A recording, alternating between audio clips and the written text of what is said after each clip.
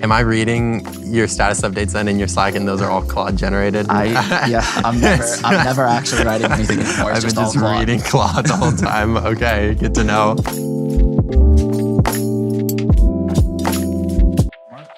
Hey, I'm Alex. I lead Claude relations here at Anthropic. Today, we're talking about MCP and the Claude API, and I'm joined by my colleagues. Hey, I'm Michael. I'm an engineer on the API team here at Anthropic. I'm John, and I work on the Model Context Protocol team here at Anthropic.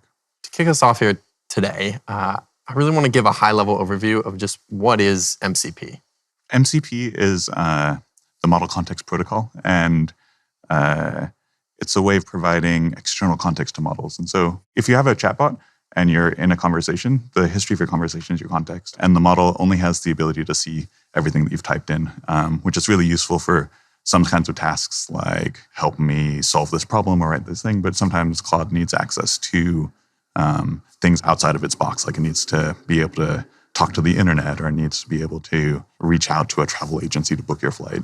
And so that's kind of where MCP comes in. Like, it provides these external context to Claude so that it can take actions for you on your behalf in the outer world. Right. Yeah, I've heard a good analogy in the past of MCP being like the universal connector between applications and the model. Yeah. So a way for us to tie Claude into everything else that it might need access to, all the other data sources, tools, everything definitely out there on the internet, basically. Why did we build this? What was kind of the intention? I mean, it seems useful to have these connections, but like, why did we take that on specifically, and why make it a universal standard protocol? So I think as we were starting to get further and further along in tool use and as Claude's capability, we were starting to notice that we were re-implementing a lot of the same capabilities in various different contexts. So my assistant that I had in my coding editor had to get a web search tool associated with it. But so did Claude.ai. And so did all these other surfaces where we want Claude to be able to interact with the outside world.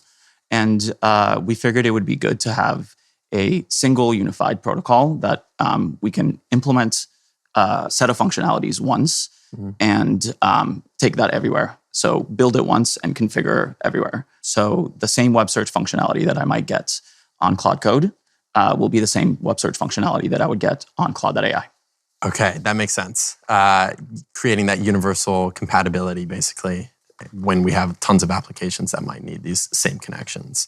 Now, our approach to MCP, specifically with open sourcing, it was pretty different, I think, than a lot of other integration paths that other companies were going down at the time. Why did we think to open source it? Like, what was kind of like the driving factor behind that?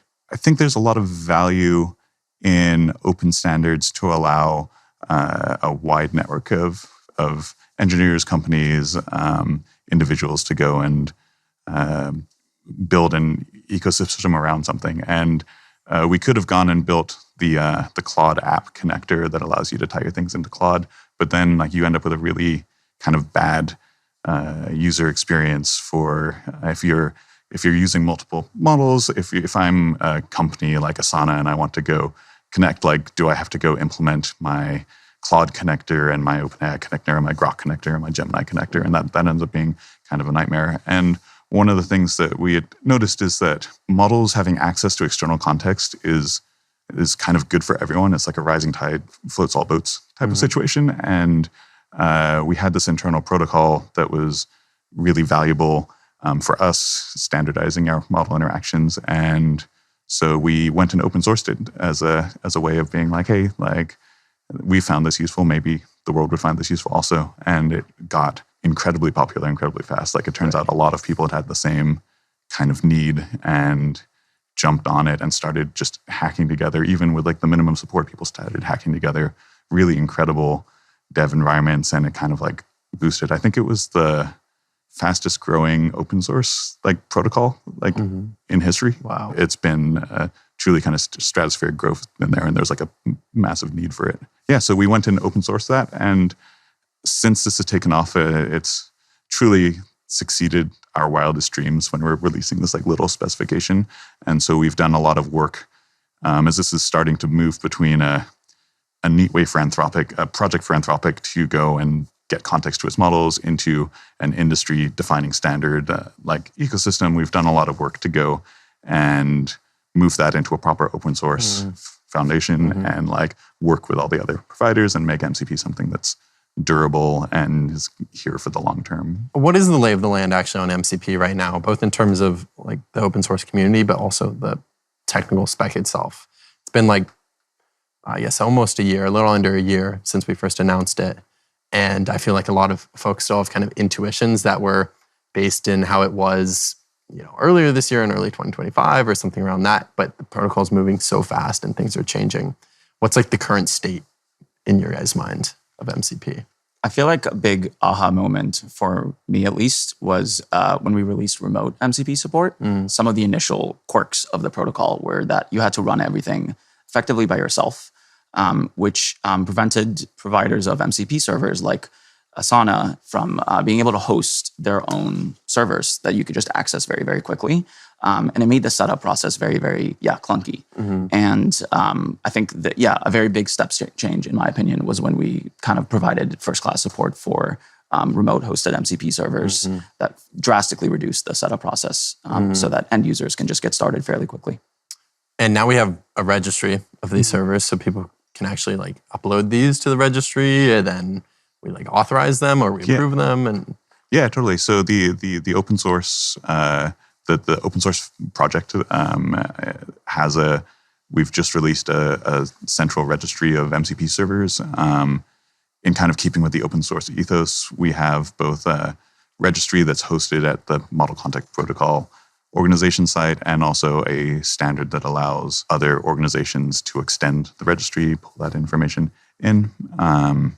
And so we've seen massive growth of like MCP, GitHub MCP, like Asana MCP. Like a lot of companies are building and deploying these endpoints, and so it's becoming easier to pull this in. In the past, you would have to go and if you wanted to interact with GitHub, you'd have to go find some random developer who would hack together a GitHub connector and then trust their Node.js install on your computer to go in. And now you can just go hit the official GitHub site. Like I think it's mcp.github.com. You can put that into your Claude code or Claude.ai and then extend Claude with the ability to interact with GitHub. Right. So it's really maturing in a way that's really cool. That's pretty cool. And I've been using the GitHub MCP for things in Claude Code as well. And it's nice to just have that one URL endpoint that can just plug in. Is there any kind of fun, unique MCPs right now in the registry or outside of the registry that you guys have seen? I think one that I think has been really, really interesting to watch, it's called Context 7. So one of the biggest limitations of large language models is that they have a knowledge cutoff that's usually, delayed by a couple of months, which means that working with like the latest and greatest packages as a software developer is sometimes difficult with LLMs because they will just give you outdated information. And what Context 7 does is it takes care of pulling documentation from these websites, like Next.js's website or even our own API's website, and keeping those up to date. And all you have to do is configure your MCP connection once, and Claude will have the access to the latest information out there on whatever it is that you're developing against. Okay. Yeah, I think I had heard of that. So we're basically pulling in the latest docs, everything. And I know right now we're also in the mid-transition of a lot of folks making their docs completely just raw text accessible to LLMs. So I'm assuming that's like pulling from that same sort of information. Right? Yeah. So this is like the LLMs.txt format. Yeah. Which I've seen a lot of like adoption of like throughout the entire tech industry, which has been very exciting to see. That's cool. Any from you, John? From my end, there's I found it useful. From my work as a software developer, I really like Playwright as an MCP server, which allows Claude to go and interact with browsers as though it was a user clicking around. So if you're like working on a website, Claude can read all your CSS and read your HTML, but it can't actually look at your web page. But if you go and install the Playwright MCP server, then you can have Claude go look at your web page and give you advice on how to make it more beautiful or like fix alignment issues. So it's like actually screenshots. Yeah, it's actually loading it up in a browser, browsing around using Playwright. It's a Microsoft project that allows remote browser driving. What happens when you put that in a loop with something like Claude Code? Oh, you can just you can get some self-improvement loops. Like if I tell Claude Code to go and fix an alignment problem in a header. It can go make some changes to my HTML, make some changes to my CSS, reload the page if necessary, then go look at it again and be like, oh, everything looks better, or that didn't fix it. And it has the context of seeing both its changes and then actually being able to like take a screenshot of the website and say, oh, this set of CSS changes actually led to this effect that I didn't intend. Let me roll that back and try a different way. It's a different type of alignment problem. Yeah. Yeah. The CSS alignment problem, Yes. maybe it's even a harder problem in some ways. Switching gears a little bit, if I'm a developer and I want to use the Claude API, how can I use MCPs with our API and with Claude models? So that's excellent question. The canonical standard way of doing this is to install the MCP SDK, set up your own loop, like you mentioned with Claude Code, and handle connecting to any MCP server that you need to get connected to. But it's essentially your responsibility as a software developer to put together all the glue work, which is great and it works. But what we recently released directly into the API as a native feature is the MCP connector feature, which allows you to just specify where your remote MCPs live, like mcp.github.com, and provide us with whatever authorization information, and we can take care of that calling loop of executing the tools and getting the results fed back to the model for you. So all you really have to do is send a single API call that says like, give me my lettuce pull requests, and it will go ahead and take care of that for you. That's awesome. Yeah, I've been hearing from a lot of developers that they've just been able to delete tons of code because they just have that, so they don't have to handle all that back and forth themselves now. Just like pass in the URL and to the endpoint, and then you're kind of good to go. What are some other tips for developers using MCP? I think that the main one that I try to give developers when I talk is that MCP servers and tools are really at its core prompts. And so we've kind of learned that if you're writing AI-powered applications, it's really important to be careful and precise about the language that you use when you're prompting the model. This extends to everything about defining your MCP server, like defining your tool names appropriately, giving them descriptions. Maybe your description has a few shot examples in the description of how to use it, giving like appropriate parameter names. This is all stuff that's going to affect your model's behavior when it interacts with the MCP server. An example that I had was I was making an image generation server and I had a tool called generate image, and then it had a field called description, and that's it. And then you tell Claude like, hey, generate me an image of a cute puppy, and it'll go along, call the tool, be like, description, a cute puppy. Great. If you go and change that and you say like, this tool calls the XXX diffusion model version Y and should be prompted in this style for best results, like use this kind of descriptive language, do all of this. Claude has information about like how to interact with these systems, and it just needs to be told, oh, great, I know that I'm talking to a diffusion model now. I'm going to change my language, what I'm going to use in this prompt, and it's going to go, and instead of asking for a cute puppy, it's going to give you a much more detailed diffusion model prompt that will give you much better results. You get much better results from your MCP server just by changing a few words in your description or your prompt name, just the same as you get better results writing pull requests or doing any sort of knowledge work with Claude that you would by tweaking those. I mean, I myself forget this all the time, that when you're dealing with a tool or some sort of description in isolation as you're like working on a new feature for some, AI app, it all gets pulled back into the same prompt, right? And it's all just like one text string at the end of the day that's getting fed into the model in each request. And yeah, that's good advice that like, hey, that's part of the prompt too. Like the description that you're writing in some JSON somewhere in your code is still going to be pulled into that same prompt that gets sent to Claude on the request. Let's talk a little bit about context management as well, and like dealing with lots of tools and lots of results. I mean, this is a huge problem for LLMs right now in terms of polluting the context. Curious if you have any thoughts there on how developers should think about that with MCP. Yeah, so I think a big anti-pattern that we've seen a lot of developers make is just stuffing their MCP servers or their API requests with MCP servers, with just tons of tools or tons of MCP servers, which not only gets expensive because you're just generating tokens for every single one that you're adding, but also has a tendency of confusing the model An example is if you connect both your linear and your Asana task management MCP servers in the same request, both of those might have a get project status MCP tool. And the model will not have an implicit information about which one of them to use in which context. But beyond that, you're just, you're essentially confusing the model by giving it potentially conflicting information. So just being very, very careful and deterministic about like which tools you add, making sure that the ergonomics around them also make sense and that using those tools feels natural to you if you were getting to use them yourself.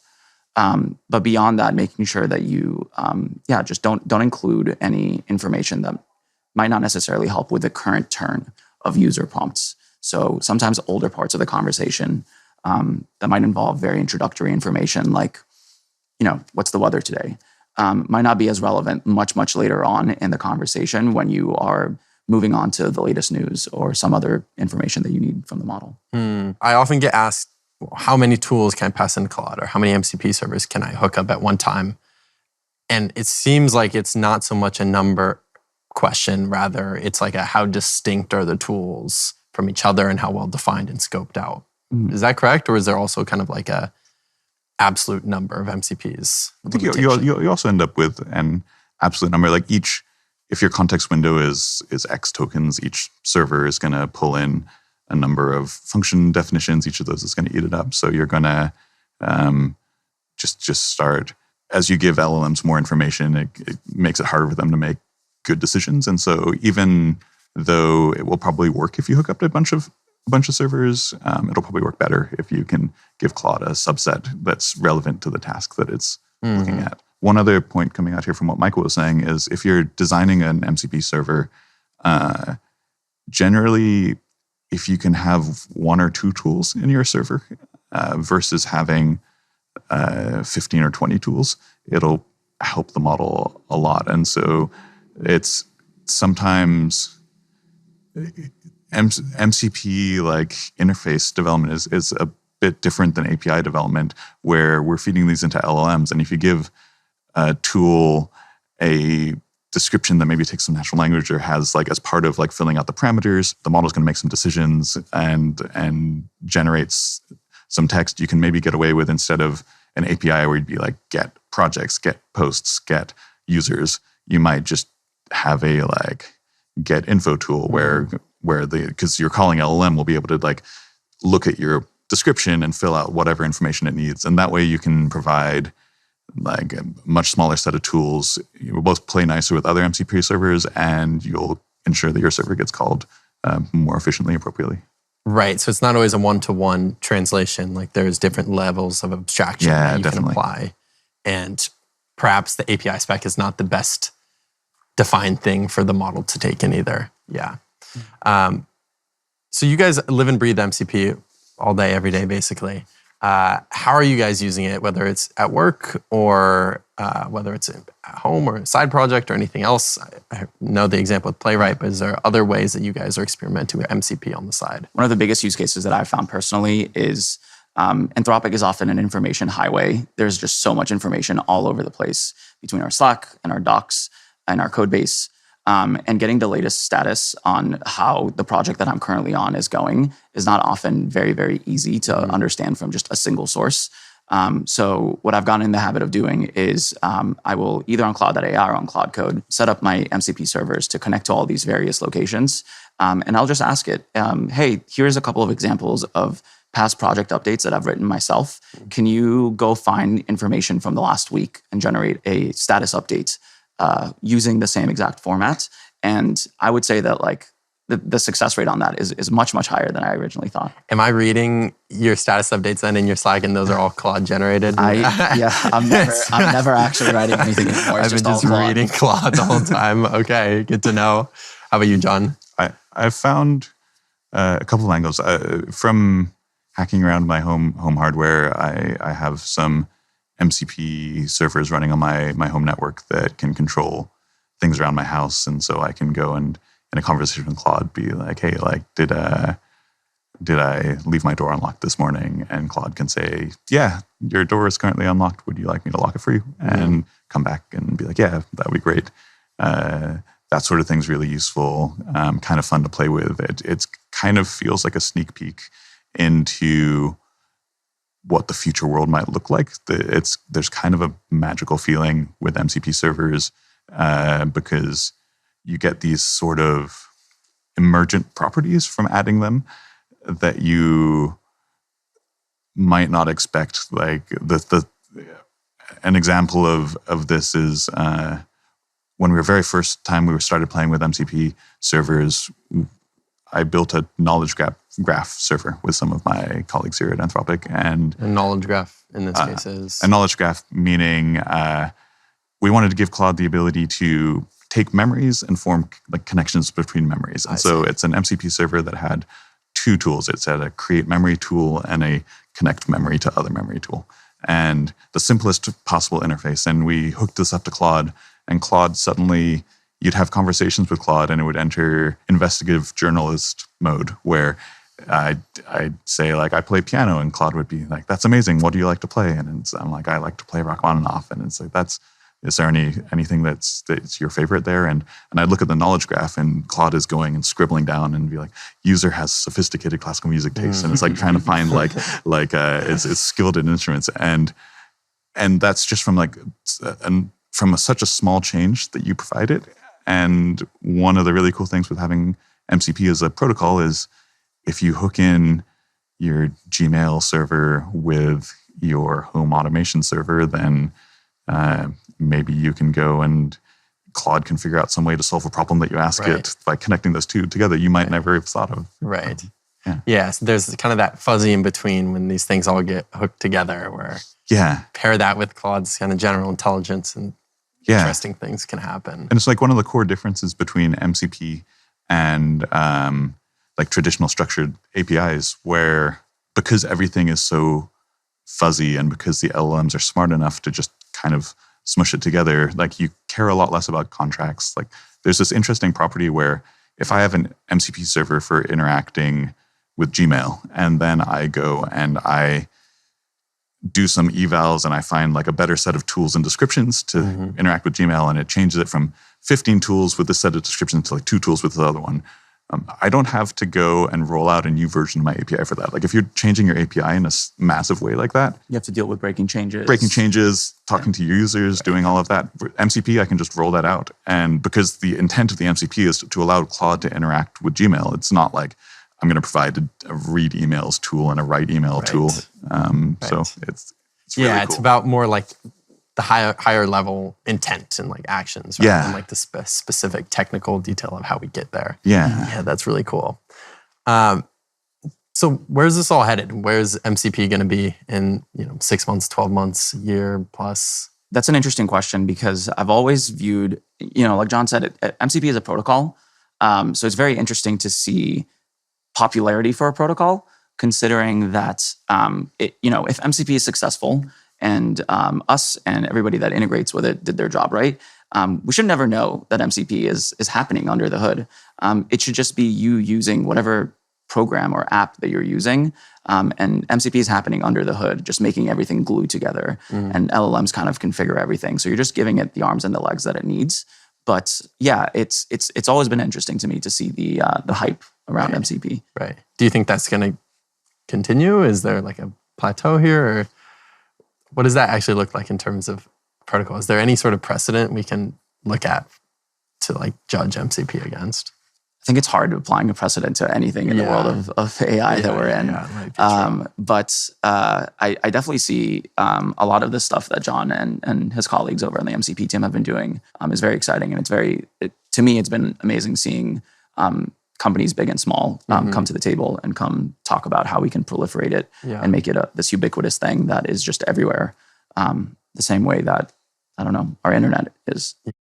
One thing that's really exciting for me going forward, I think we're at a point now where a lot of people have realized the value of MCP and they've started writing these servers. But in terms of the MCP's servers as prompts analogy, we're in like very early days. And so I'm really excited for people now that they've started building out these servers to start like evaluating how they work and making them better. And I'm excited for it to start to become a metric by which you might evaluate like a vendor for your work. Like if I'm hiring if I'm paying someone to do log analytics, for example, it would be really cool. It's really valuable to me if I could just hook in your log analytics MCP server into my Claude and say, hey, my site is down. What's going on? And if they've gone and designed and developed a really wonderful MCP server that gives Claude the tools it needs to like interact with their services and find those answers, then that's like a huge selling point for me as an engineer, because then I can rely on this functionality. I don't have to build it. And I'm excited for this to start becoming more mature and have it be less of, it's exciting that we've shipped an MCP server, and starting to see people compete on, we have the best MCP server. This is going to make your life so much easier. Like you should use us because we interact with Claude in this way.